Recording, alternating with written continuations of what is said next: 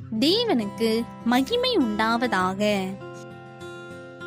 தினமும் ஒரு வேத வசனம்.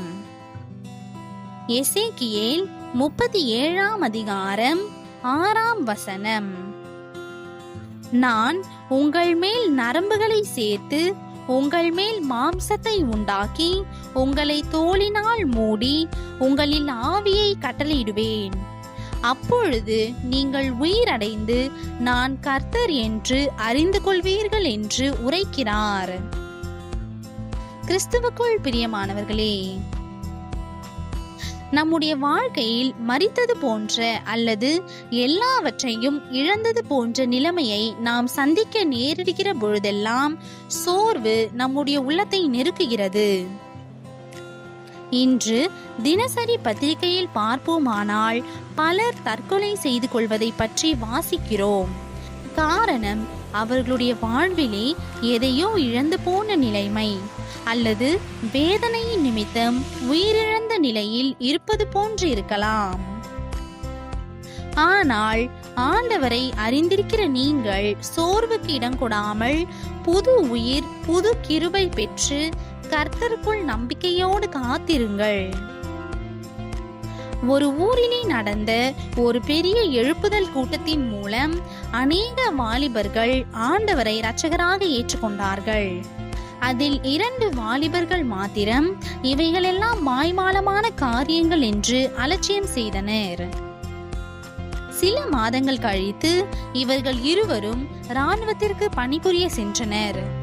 அந்த சமயத்தில் ஒரு யுத்தம் வந்தபடினால் அவர்கள் இருவரும் அந்த யுத்தத்தில் பங்கெடுக்க வேண்டிய நிலைமை ஏற்பட்டது. அதுவரை தங்கள் வாழ்விலே இந்த உலகிலே வாழ்ந்திருக்கும் காலம் வரை சந்தோஷமாயிருப்போம், எதை குறித்தும் கவலைப்பட வேண்டிய அவசியமில்லை என்றெல்லாம் எண்ணி இருவரும் மகிழ்ச்சியாக இருந்தார்கள்.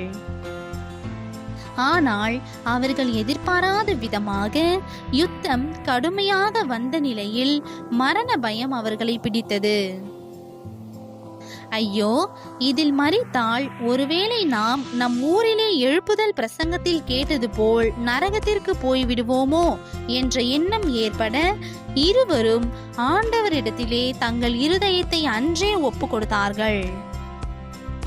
அப்பொழுது அவர்கள் மரண பயம் அவர்களை விட்டு நீங்கி ஒரு தெய்வீக சந்தோஷம், புதிய நம்பிக்கை பெற்று புத்துயிர் அடைந்தார்கள். கர்த்தரே தெய்வம் என்று அறிந்து கொண்டார்கள்.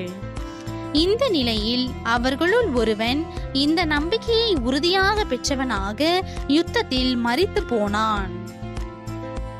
ஆனால் அடுத்தவனோ கடைசி வரை யுத்தத்தில் உயிரோடிருந்து யுத்தம் முடிந்த பின் தன் ஊரில் தான் அறிந்த எல்லோருக்கும் முன்பு நற்சாட்சி கூறி ஆண்டவரை மகிமைப்படுத்தினான். எனக்கு அன்பானவர்களே, இன்று நீங்களும் கூட மரித்த நிலைமையில் இருக்கிறீர்களா? ஆவியானவர் சொல்கிறபடி புதிய ஆவியை பெற்று உயிரடைந்து இந்த இன்பமான வாழ்க்கையை பெற்று கர்த்தர்க்கென்று வாழுங்கள். இன்றைய நாளுக்கான ஜெபம். என் அன்பு தெய்வமே, மரித்து போன என் வாழ்வை இன்று நீர் உயிர்ப்பித்து எல்லா குறைவுகளையும் மாற்றி உயிர் பெறச் செய்து உமது சந்தோஷத்தால் இன்றும் என்றும் நிரப்புவீராக. இயேசுவின் நாமத்தில் பிதாவே, ஆமீன்.